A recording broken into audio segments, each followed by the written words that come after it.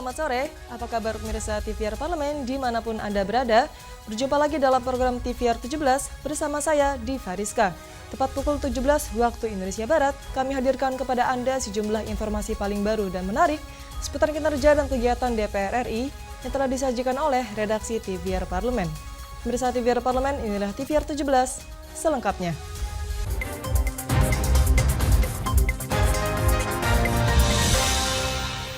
Pemirsa, produksi gula dalam negeri belum memenuhi kebutuhan konsumsi. Komisi 6 DPR RI mendorong pemerintah melalui BUMN untuk mengembangkan varietas tebu, memperbaiki tata kelola pertanian tebu, dan juga meningkatkan produksi gula agar target swasembada gula dapat tercapai. Berdasarkan data ID Food, produksi gula dalam negeri hanya mencapai 2,4 juta ton, padahal kebutuhan konsumsi sebesar 7 juta ton. Menanggapi kondisi ini, Komisi 6 DPR RI mendorong pemerintah melalui BUMN mengembangkan varietas tebu, memperbaiki tata kelola pertanian tebu, dan meningkatkan produksi gula agar target swasembada gula pada tahun 2028 tercapai. Wakil Ketua Komisi 6 DPR RI Sarmuji menyebutkan, realisasi Perpres tentang percepatan swasembada gula nasional dan penyediaan etanol sebagai bahan bakar nabati masih menemui banyak kendala. Di antaranya, kualitas varietas dan lahan yang buruk, rendahnya produktivitas, hingga tata kelola pertanian yang belum optimal. Untuk itu, pemerintah harus mendorong BUMN dalam menciptakan inovasi dan memanfaatkan teknologi untuk mencapai swasembada gula di tahun 2028. Karena itu perlu ada pembinaan dari PTPN, khususnya pabrik gula, bagaimana menanam tebu dengan produksi yang bagus, disertai dengan penyediaan varietas yang bagus juga. Dari sisi off-farm, tentu harus ada perbaikan fasilitas pabrik gula. Kalau nggak dilakukan dengan mesin yang lama, itu pasti rendemen tebu itu pasti akan terpengaruh oleh pabrik yang menggunakan fasilitas lama. Karena itu perlu ada perbaikan-perbaikan. Sarmuji juga mendorong BUMN melakukan edukasi dan pembinaan pada petani tebu dalam mengelola lahan dengan baik, sehingga lahan bisa digunakan untuk jangka panjang. Dari Jawa Timur, Teresia Butar-Butar, TVR Parlemen, melaporkan. Rancangan Undang-Undang Kesejahteraan Ibu dan Anak atau KIA masih dalam pembahasan Komisi 8 DPR RI dengan pemerintah. Meski begitu, Komisi 8 DPR RI berkomitmen untuk segera menyelesaikan pembahasan sebelum masa jabatan DPR RI berakhir demi kesejahteraan ibu dan menghilangkan stunting di Indonesia.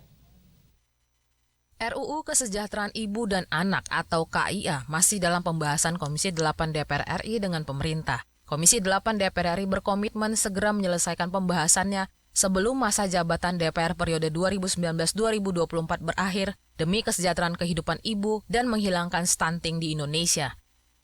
Wakil Ketua Komisi 8 DPR RI Diah Pitaloka menyoroti tingginya angka kematian ibu salah satunya di Jawa Barat. Jika ingin menurunkan angka stunting, kesehatan ibu juga harus diperhatikan dan ditingkatkan. Pemberian gizi terhadap anak tentunya harus dimulai dari ibu hamil. Untuk mewujudkan itu, diperlukan peningkatan anggaran, akses dan sosialisasi terkait kesejahteraan ibu dan anak. Tingkat kematian ibu itu meningkat pasti berhubungan dengan akses pelayanan kesehatan atau tadi kesediaan darah. Banyak yang kurang darah. Nah, hal-hal ini yang menurut saya salah satu yang mendorong kita di DPR melakukan pembahasan Undang-Undang KIA menyangkut peningkatan akses dan kecepatan akses dan memperkuat dalam kerangka normatif menyangkut hak kesejahteraan ibu dan anak, terutama dalam kita pointing menjadi kekuatan baru dalam memperjuangkan anggaran untuk akses kesehatan, termasuk juga angka kematian, termasuk stunting, yang tema besarnya adalah kesejahteraan ibu dan anak. Diah Pitaloka menambahkan, pembahasan RUU KIA hampir selesai, namun ada beberapa hal yang masih perlu diharmonisasi. Langkah-langkah konkret diharapkan akan memperkuat sistem kesehatan yang ada, memastikan akses yang lebih luas bagi masyarakat, dan memperkuat kebijakan yang berfokus pada kesejahteraan ibu dan anak. Hilman Hidayat, TVR Parlemen, melaporkan. Sekretariat Jenderal DPR RI menetapkan program legislasi Sekjen DPR RI tahun 2024. Hal ini guna memperbaiki dan mewujudkan akuntabilitas dan kredibilitas seluruh produk hukum di DPR RI. Ketua BURT DPR RI berharap hal ini bisa menjadi acuan dan pedoman bagi semua unit kerja di Setjen DPR RI. Memperbaiki dan mewujudkan akuntabilitas dan kredibilitas seluruh produk hukum di DPR RI, Sekretariat Jenderal DPR RI menetapkan program legislasi Setjen DPR RI tahun 2024. Biro Hukum dan Pengaduan Masyarakat ditunjuk menjadi penanggung jawab setiap produk hukum yang ada di Setjen DPR RI. Ketua BURT DPR RI Agung Budi Santoso mengapresiasi adanya Prolegnas Set tahun 2024 yang diharapkan bisa menjadi acuan dan pedoman bagi semua unit kerja di Setjen DPR RI agar melaksanakan program kerja sesuai perencanaan. Siapapun bisa dengan mudah mengakses perjanjian kerjasama atau Memorandum of Understanding yang dijalin Setjen DPR RI. Di dalam perencanaan ya itu juga harus diukur agar tidak meleset, kan gitu. Dan tentunya ini menjadi acuan atau pegangan bagi unit kerja bahwa dia sudah merencanakan sekian produk hukum yang tentunya harus menjadi tanggung jawab untuk dilaksanakan, diselesaikan. Sementara itu, Sekretaris Jenderal DPR RI Indra Iskandar mengungkapkan, Prolegnas Set tahun 2024 merupakan upaya penataan dan pengaturan setiap produk hukum yang ada di lingkungan Setjen DPR. Dengan begitu, setiap produk hukum yang dihasilkan maupun yang masih berupa usulan bisa diakses dengan mudah. Berapa MOU yang sudah dikeluarkan dalam 1 tahun, ini kadang-kadang harus direkap dulu ya dari masing-masing unit eselon 1. Nah, ke depan satu pintu lewat Biro Hukum semua harus terdata sehingga kalau kita mau tahu berapa perjanjian yang sudah dikeluarkan oleh unit-unit yang ada di seluruh Sekretariat Jenderal, kita tinggal klik, kita sudah lihat. Hoki dan Julian, TVR Parlemen, melaporkan. Pemirsa, rasio pendidikan Indonesia masih menempati posisi lebih rendah dibanding negara tetangga seperti Vietnam dan Malaysia, di mana hanya 10% dari penduduk Indonesia yang mengenyam pendidikan di bangku perguruan tinggi. Bagaimana tanggapan DPR RI terkait hal ini? Informasi selengkapnya akan kami hadirkan saat lagi. Tetaplah di TVR 17.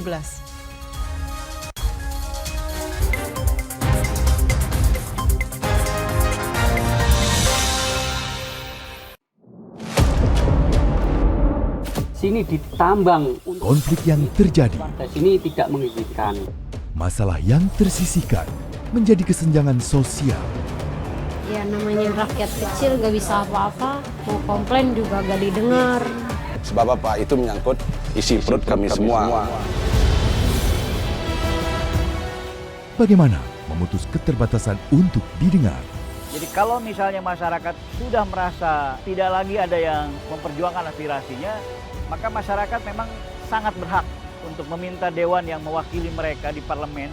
Kami menyusuri batas-batas peristiwa, mengurai berbagai polemik yang terjadi, meluruhkan suara-suara marginal, menjadi nyata dalam setiap aspirasi, melaksanakan tugasnya sebagai wakil rakyat.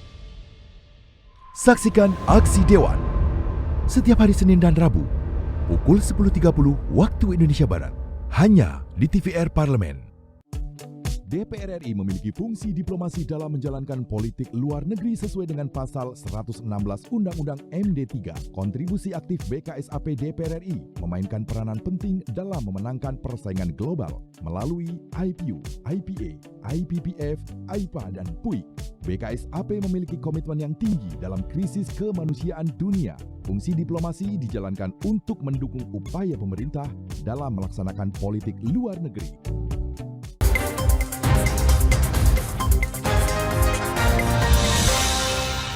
Pemirsa, Anda kembali bersama kami di TVR 17. Kemajuan sebuah bangsa yang tidak diiringi dengan perbaikan kualitas pendidikan masyarakat hanya akan menjadi sebuah retorika belaka. Kini saatnya pemerintah berbenah pendidikan dalam negeri agar memiliki arah pembangunan yang lebih jelas dan bukan hanya sekedar skema anggaran. Anggaran beasiswa LPDP sebanyak 20 triliun rupiah setiap tahunnya harus memiliki dampak dan kontribusi bagi negeri ini. Untuk mengetahui informasi selengkapnya, mari kita simak laporan mendalam yang telah dihimpun oleh tim redaksi TVR Parlemen dalam segmen editorial Parlemen berikut ini.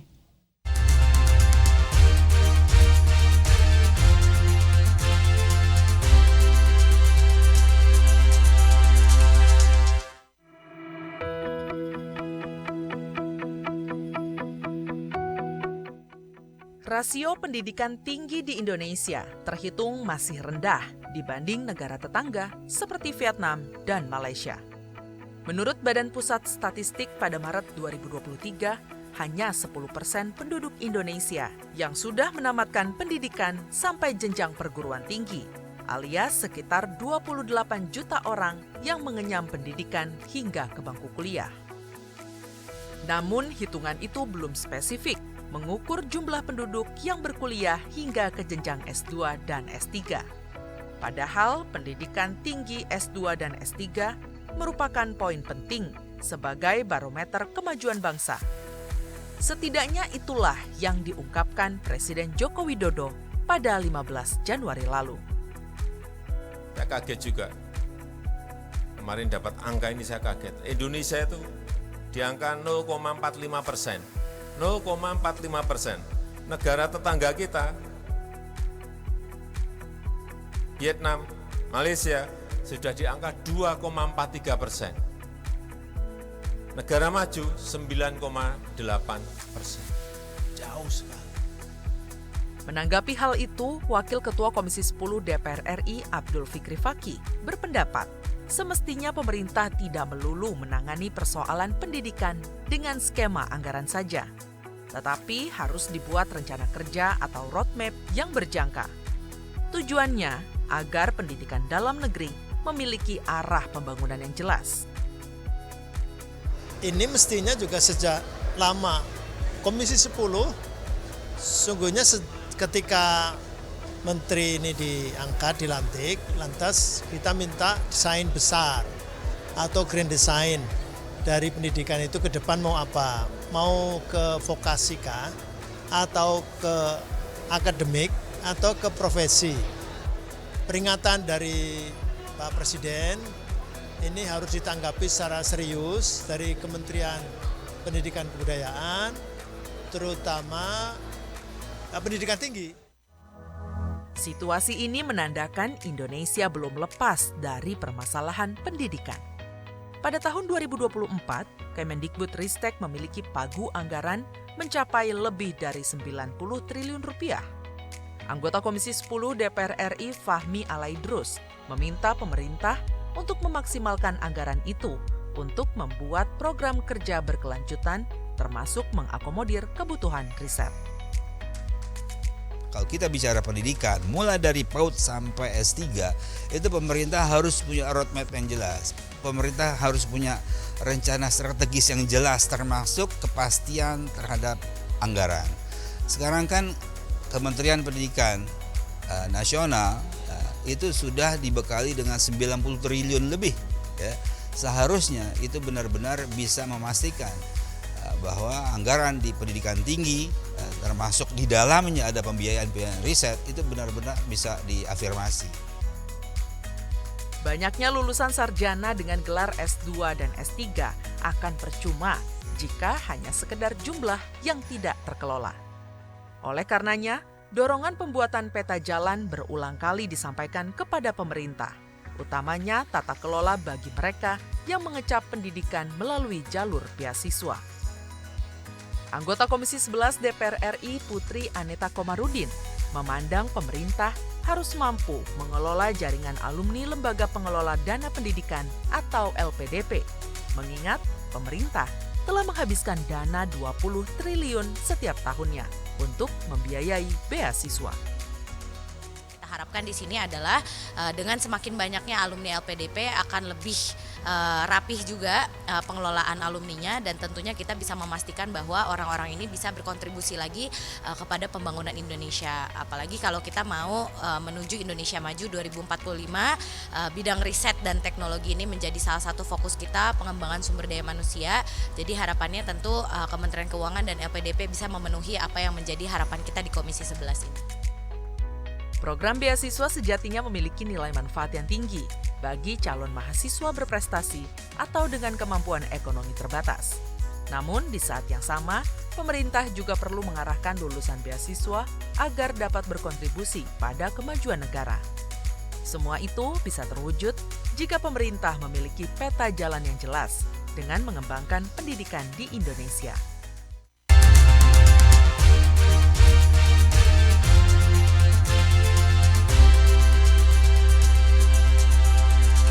Cicilan UKT melalui pinjaman online Dana Cita merupakan kebijakan yang ditetapkan Rektorat ITB sebagai salah satu solusi mahasiswa untuk bisa membayar tunggakan UKT.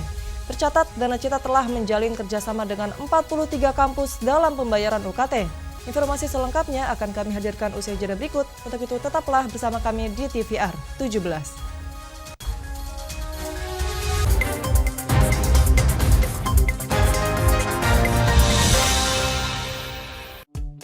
DPR RI memiliki fungsi diplomasi dalam menjalankan politik luar negeri sesuai dengan pasal 116 Undang-Undang MD 3. Kontribusi aktif BKSAP DPR RI memainkan peranan penting dalam memenangkan persaingan global melalui IPU, IPA, IPPF, AIPA, dan PUIK. BKSAP memiliki komitmen yang tinggi dalam krisis kemanusiaan dunia. Fungsi diplomasi dijalankan untuk mendukung upaya pemerintah dalam melaksanakan politik luar negeri.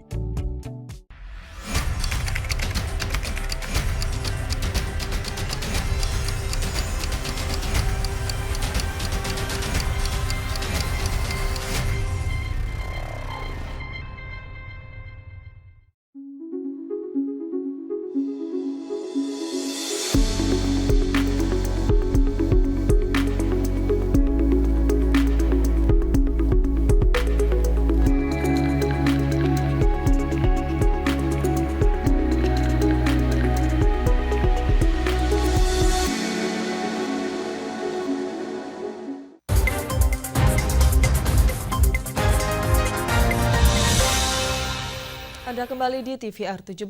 Anggota Komisi 10 DPR RI, Nuroji menegaskan sistem pembiayaan di kampus perlu dievaluasi agar tidak mengarah pada pendidikan yang liberal.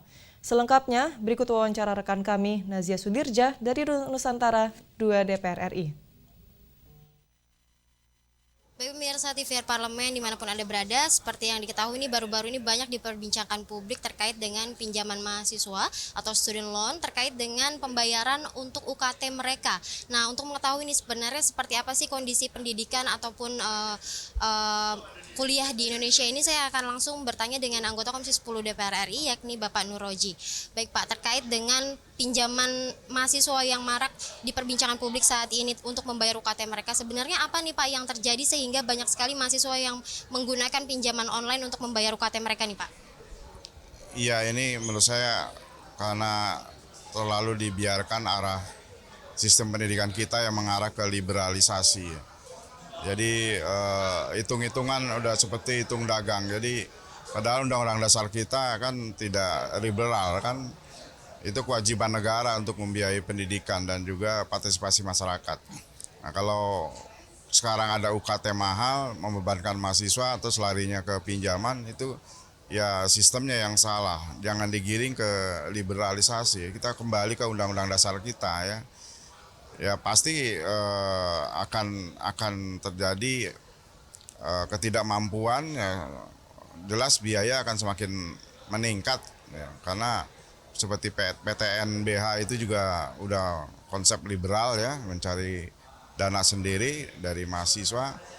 Nah itu harus kita kembalikan lah. Ini evaluasi buat sistem pendidikan kita. Kembalikan ke Undang-Undang Dasar kita aja, bahwa kita bukan negara liberal, harus negara lebih bertanggung jawab terhadap biaya pendidikan. Terutama bagi yang tidak mampu. Ini jangan dipaksakan, mereka harus bayar sesuai dengan perhitungan UKT yang umum masyarakat mampu. Ada celah lain untuk membantu mereka ya, melalui RPDP atau beasiswa lain. Saya rasa itu lebih tepat. Jangan digiring ke pinjol. Ini pinjol ini kan udah mau resmi ataupun ilegal, kita tahulah resikonya ya. Ini agak kacau ini ya, kebijakan ini agak kacau. Gitu saya rasa. Sejauh ini nih Pak, koordinasi dengan Kemendikbud dan juga Komisi 10 nih untuk membahas terkait dengan pinjaman online yang banyak digunakan oleh mahasiswa ini, dan juga sebenarnya saya ingin tahu nih Pak, terkait dengan UKT dari universitas terutama PTN sendiri nih, sebenarnya ada pembahasan di Komisi 10 nggak sih Pak? Kalau besaran kita tidak ikut campur ya, besaran UKT itu kan beda-beda, setiap jurusan, fakultas dan prodi beda-beda. Itu kewenangannya perguruan tinggi tentu saja, tapi bahwa ada perguruan tinggi yang memang bebas menentukan UKT, ada ya kelompok PTN-BH yang boleh menentukan UKT sendiri, dan itu yang saya sebut tadi ke arah liberalisasi. Mereka ya bukan seenaknya, mereka berhitung komersil dan lalu yang menjadi korban mahasiswa yang tidak mampu. Jadi, nah itu yang menurut saya harus ditinjau kembali kebijakan PTN-BH ini. Selain menggiring ke liberalisasi juga memberatkan atau lepas tanggung jawab negara kepada pendidikan seperti yang diamanatkan Undang-Undang Dasar kita. Baik Pak, terima kasih atas waktunya. Baik pemirsa TVR Parlemen, itu tadi wawancara saya dengan Bapak Nuroji, anggota Komisi 10 DPR RI terkait dengan pinjaman mahasiswa untuk pembayaran UKT mereka. Tadi memang disampaikan bahwa hal ini disebabkan oleh sistem liberalisasi yang dijalankan oleh beberapa PTN di Indonesia, dan ini memang bukan kuasa dari Komisi 10 untuk menetapkan besaran dari UKT yang mereka tetapkan. Ini memang menjadi sangat berdampak bagi mahasiswa, apalagi mahasiswa yang kurang mampu, dan nantinya Komisi 10 akan segera memanggil Kementerian Pendidikan untuk membahas terkait dengan pinjaman online yang dilakukan mahasiswa untuk membayar UKT mereka. Sekian dari saya Nazia Sudirja, kembali ke studio. Terima kasih rekan Nazia yang telah menyampaikan laporannya dari Gedung Nusantara 2 DPR RI. Selanjutnya pemirsa, apa saja yang menjadi topik perbincangan di media online nasional hari ini? Usai jeda, tetaplah di TVR 17.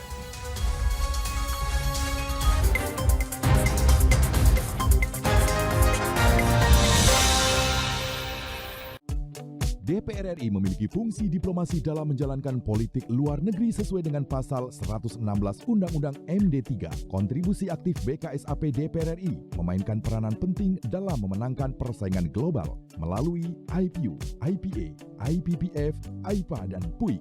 BKSAP memiliki komitmen yang tinggi dalam krisis kemanusiaan dunia. Fungsi diplomasi dijalankan untuk mendukung upaya pemerintah dalam melaksanakan politik luar negeri. Sini ditambang. Konflik yang terjadi, Sini tidak mengizinkan. masalah yang tersisihkan menjadi kesenjangan sosial.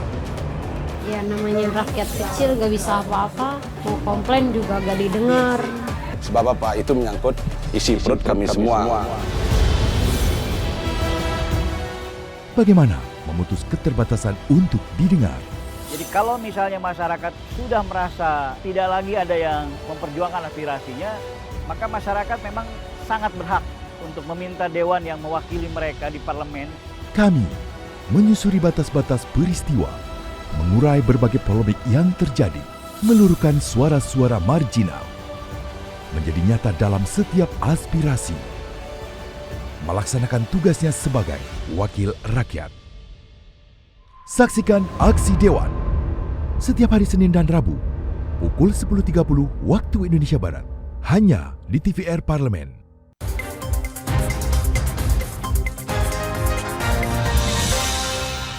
Kembali di TVR 17, pemirsa TVR Parlemen, kali ini kita masuk ke segmen media online nasional. Mari kita simak isu apa saja yang menjadi sorotan media, serta tanggapan dari sejumlah anggota Dewan. Bersama rekan kami, Vincent Aldi.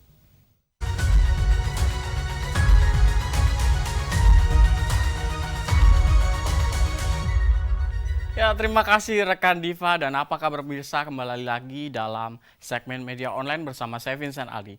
Mari kita ke berita yang pertama. Berita pertama yang menjadi headline di media online pada hari ini yaitu proses penghitungan suara DPR RI minta jangan sampai timbul kekhawatiran. Pemirsa dapat saksikan di layar kaca Anda pemirsa, ada beberapa media nasional di Indonesia yang headline-nya pada hari ini yaitu anggota Komisi 2 DPR RI Gus Pardi Gaus meminta KPU bekerja secara profesional terkait proses penghitungan suara. Dan kinerja KPU diharapkan tidak menimbulkan persepsi ataupun kekhawatiran publik terkait adanya kecurangan dalam proses penghitungan suara, baik penghitungan lewat sirekap ataupun manual. Dan sebagaimana diketahui pemirsa, saat ini terdapat beberapa kebijakan penghentian rekapitulasi yang dikeluarkan beberapa KPU, kabupaten maupun kota kepada jajaran panitia pemilihan kecamatan. Dan terkait hal ini pemirsa, Gus Pardi menegaskan hasil penghitungan yang diakui yaitu penghitungan manual, bukan sirekap, yang sesuai dengan undang-undang yang menerapkan bahwa dasar perhitungan pemilu adalah penghitungan manual. Kita beralih ke berita selanjutnya pemirsa yang menjadi headline di media online, yaitu Deputi Persidangan sambut baik integrasi data Badan Keahlian DPR RI. Dan di sini beberapa media kembali lagi pemirsa dapat Anda saksikan di layar kaca Anda yang berisi mengenai Deputi Persidangan DPR RI Supri Hartini sambut baik rencana integrasi data melalui Simfoni yang sedang dikembangkan Badan Keahlian DPR RI melalui Pustek Info. Deputi Persidangan tidak dapat bekerja sendiri tanpa adanya dukungan dari institusi Badan Keahlian. Maka dari itu pemirsa, Badan Keahlian dan Deputi Persidangan diharapkan saling bersinergi dalam hal integrasi data yang sangat diperlukan, khususnya dalam hal pelaksanaan fungsi legislasi, yaitu dalam penyusunan rancangan undang-undang. Dan sebagaimana diketahui pemirsa, data yang ada di tiap alat kelengkapan Dewan sangat dibutuhkan. Dewan sangat oleh Badan Keahlian untuk dapat diolah dan akan dikembalikan lagi kepada AKD. Dan dari hasil pengolahan data yang dilakukan Badan Keahlian tersebut dapat disampaikan kepada anggota DPR RI dalam materi kegiatan untuk persidangan, baik di fungsi legislasi, pengawasan maupun anggaran. Dan itu pemirsa headline di media online pada hari ini, yaitu proses penghitungan suara. DPR RI minta jangan sampai timbul kekhawatiran, serta Deputi Persidangan sambut baik integrasi data Badan Keahlian DPR RI. Ya, kembali ke rekan Diva.